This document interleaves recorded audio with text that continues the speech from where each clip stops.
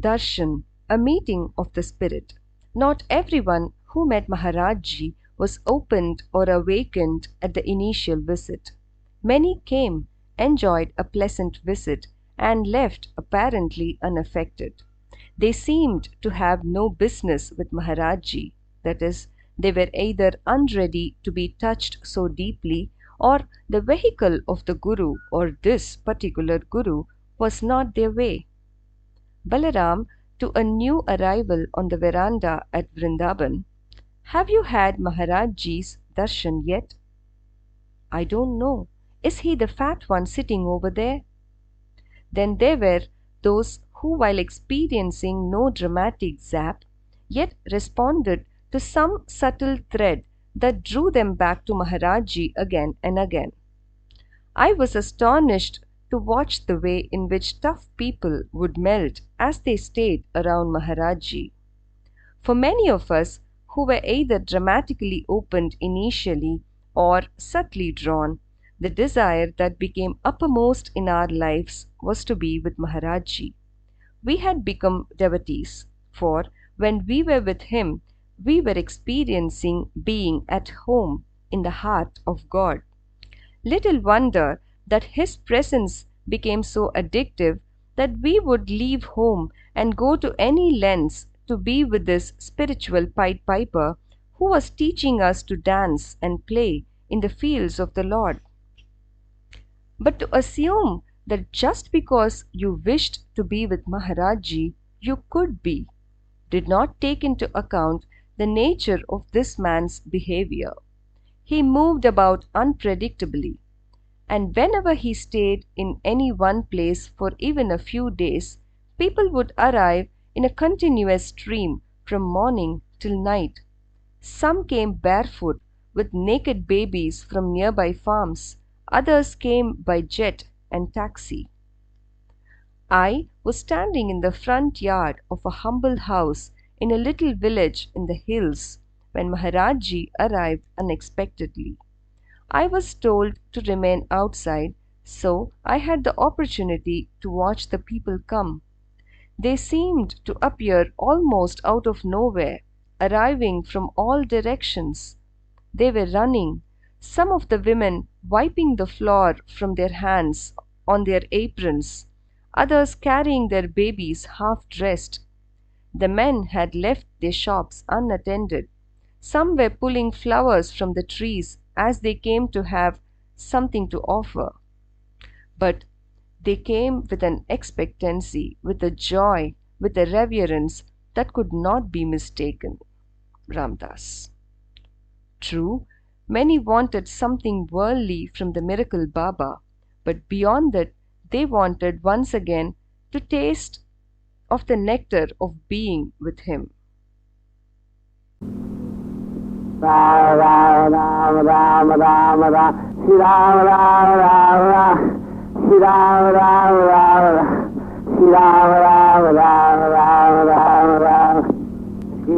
Many of us vacillated in our reactions to this constant demand upon Maharajji. At one moment, we saw ourselves and the other devotees and seekers as so many vultures around a piece of raw meat, or like flies crawling over a piece of sugar. At those times, we tried to protect him, and often we held back so as not to contribute to the scene. But at other times, we would realize how totally Maharajji had control of the situation. When he felt that people were, as he put it, eating his head, he would simply go into a back room and close the door, or send everyone away, or get in a car and leave without a backward glance. Once, after travelling many months to see Maharajji, we at last found him at a devotee's home in Delhi. We were allowed into the back room with him for a few minutes, and then were sent out to have tea with many others. About 15 minutes later, Maharajji walked out of the inner room and right by us, not more than 2 feet from our faces, with not the least turn of the head or signal of recognition. He went to a car in which a driver was waiting. He got in, and the car left for an destination unknown. Such a person was clearly not at our mercy. So Maharajji kept continually on the move in a totally unpredictable fashion. Within a temple compound, he would move from place to place, at one moment freely available, while at the next closeted in some room with the door securely bolted. Were that his only movement, devotees could settle near the temple and just visit each day and wait for the moments when he would appear. But his movement was not limited to a single compound.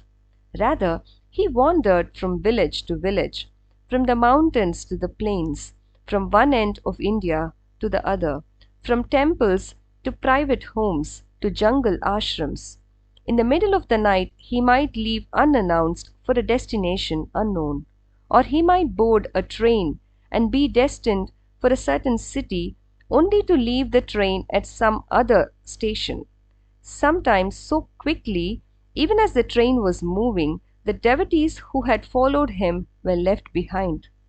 The intense desire of the devotees to be with Maharajji, combined with his elusive and unpredictable behavior, gave rise to the most intricate dramas of hide and seek, labeled by one waggish devotee as the Great Grace Race. Being a devotee of Maharajji was like participating in a continuous and unending treasure hunt, limited only by economic resources or family responsibilities. The pot of gold was, of course, darshan with Maharajji, and gold it was. One Indian devotee put it succinctly when he said, "Even sexual intercourse with my wife cannot equal darshan with Maharajji." The Indian devotees had an intricate communication system that allowed them at least 30% of the time to trace Maharajji and know of his whereabouts within a day of his arrival in any town or village. We Westerners were not so lucky, and so we had to use our wits, our intuitions, our cunning, and our unmitigated gall to get to his feet.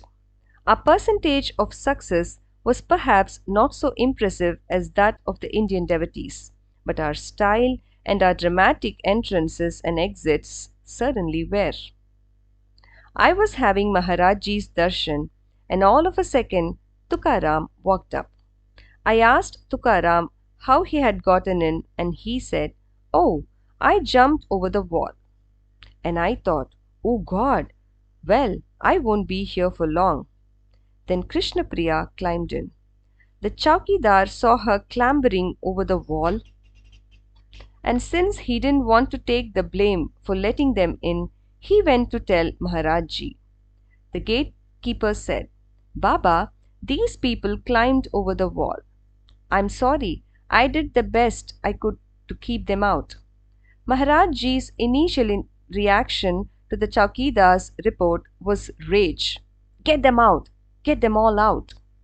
I got thrown out too. We Westerners shared the guilt among us. We came back the next day for darshan and discovered that overnight the wall had been doubled in height.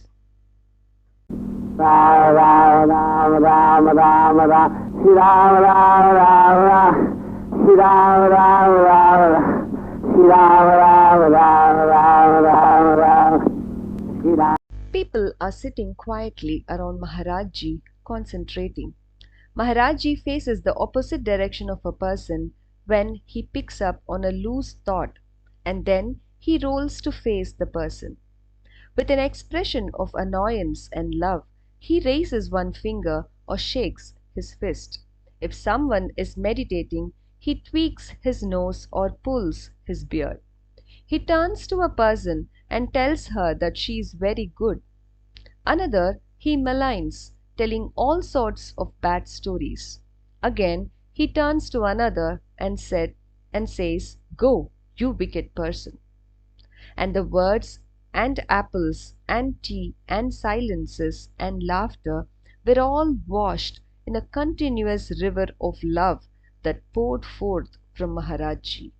The devotees who knew were equally as happy with Maharajji's insults as with his praise, for it was all palpable love and food for the spirit. We took our cue in this respect from one of Maharajji's long-term trusted devotees called Dada, who served Maharajji with a singleness of purpose that awed us.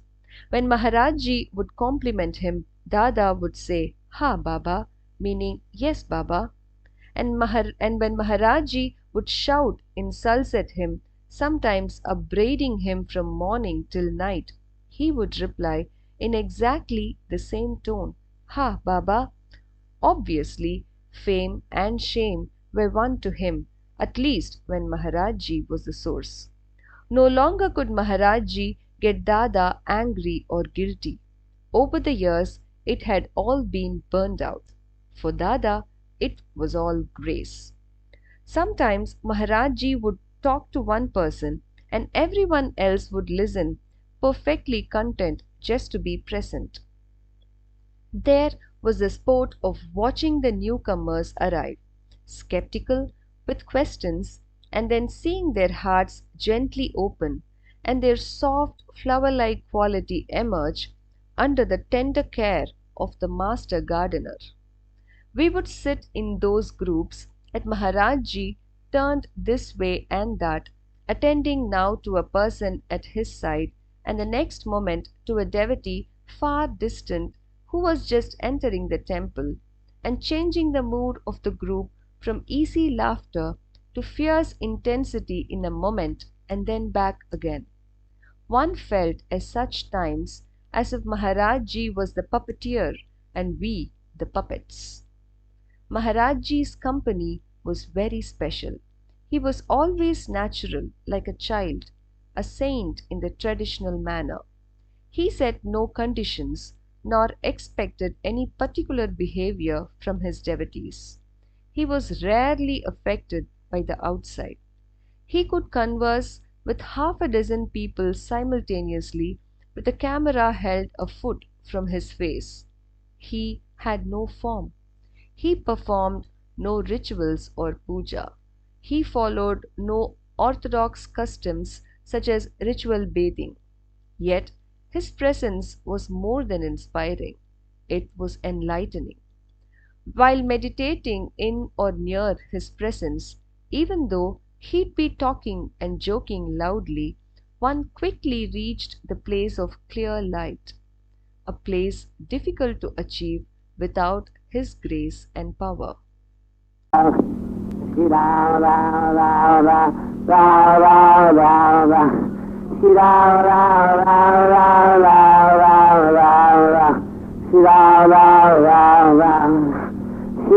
Timeless darshans. Maharajji often counseled the Indian devotees to sit in silence, just to sit, listen, and absorb. But around Maharajji that was difficult to do, for there was a continuous and compelling dharma going on around him. Who came, who went, what they said, what food was being distributed, who got to sit closest to him, how he was working with each person, which person he petted and which he yelled at, how he moved about on the tucket.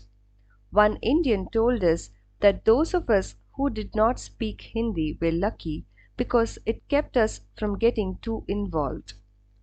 When there was a little silence, or when you could detach yourself from the melodrama, you could just bask in the timeless grace of his presence. The minute you meet him, if you are ready, he will plant himself within you, the seed, and time is nothing. You'd forget everything when you were with him. There would be nothing but Maharajji, total, effortless worship. That's the real puja. Sometimes we would sit up so late at night in Kainchi talking with Maharajji that we would lose all sense of time until we would hear someone taking their morning bath, and we would realize that the whole night was gone. It was one of those darshans where you think somebody must have put LSD in the tea. We would bask in his radiance. Actually, you can be more truly with Maharajji when you are away from his form. At a distance, you can concentrate on him undisturbed. Ra ra ra ra, Shira ra ra ra ra ra ra ra, Shira ra ra ra, Shira ra ra ra ra. Darshans of intimacy. For others, what stands out is the precious intimacy that comes from experiencing another being within the same space that your own being occupies. The whisper of a lover who knows your innermost heart. Maharajji never preached, never lectured. He spoke within your heart. With him, one automatically knew everything. It came through the heart, not by reading books. 10 or 20 of us would sit in the back of the ashram at Kainchi talking with Maharajji. One of us would say, "But Maharajji, what about so and so?" asking some question about God or life. Maharajji would start talking, and pretty soon everybody would be in tears. Sometimes he'd start talking about Christ and start crying himself. He and I never really had much going on the verbal level, but inside I felt so much love that I'd hang around. When I'd leave, I wouldn't go very far, and I would always come back. It was like that with a lot of people. Maharajji reached each person's heart in a way special to that person. Everyone's experience with him was different. You cannot explain what it is like to be with him. It is a thing to be felt in your heart. He was so gentle that you weren't afraid of him at all, but sometimes you'd think that there must be a lion in there. 3 or 4 young Western women were at Krishna's birthday. While everyone was singing kirtan in the temple before Lakshmi Narayan, they went over to Maharajji's window, which was shuttered from inside, and began softly singing a song about the baby Krishna, Devaki Nandana Gopala. After some time, Maharajji opened the shutters and angrily told them to go away and slammed the shutters again. This scene was repeated several times while the young women continued softly singing. Finally, Maharajji again opened the shutters, only this time he had tears streaming down his face and he listened in a state of bhava for quite some time.